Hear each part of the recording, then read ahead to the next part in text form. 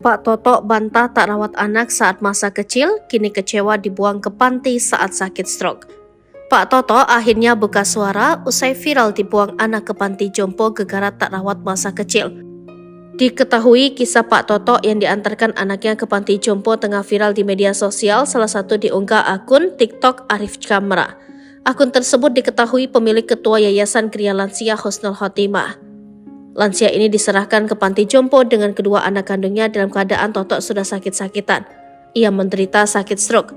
Adapun alasan anak Pak Toto menyerahkan sang ayah ke panti jompo lantaran sakit hati masa kecil kurang diperhatikan. Menanggapi hal itu, Pak Toto akhirnya buka suara. Berawal dari pemilik Ketua Yayasan Kria Lansia Husnul Khotimah menanyakan kepada Pak Toto yang tak merawat anaknya saat kecil. "Ini sama Desi itu sejak kecil sampean rawat atau enggak?" tanya Arif Kamra. Dengan tegas Toto menjawab merawat anak-anaknya. Menegaskan lagi, Ketua Yayasan kembali mengulangi pertanyaannya sama. "Kok katanya tidak pernah dirawat?" ujar Arif Kamra. Dengan cepat Toto membantah hal itu, bahkan mengulangi jawabannya sampai 3 kali.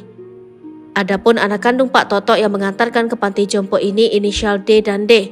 Menurut cerita akun TikTok Arif, selaku Ketua Yayasan Kria Lansia Husnul Khotimah menuliskan bahwa 2 anak kandung itu menyerahkan Pak Toto hingga kematian sang ayah tiba.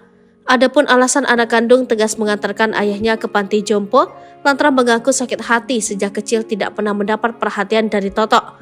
Karena hal itu membuat Desi dan Denny merasa diabaikan dan tidak merasakan kedekatan dengan sang ayah. Ketua yayasan itu juga mengungkap penyerahan Toto tersebut beserta pernyataan di atas materai dan ditandatangani 2 saksi. Sebelum diserahkan, 2 anak Toto sempat menceritakan kisah pilu di balik tega menyerahkan ayahnya ke panti jompo tersebut.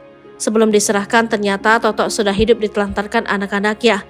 Kini nasib Pak Toto mendapatkan perawatan dari pihak Yayasan Lansia Husnul Khotimah.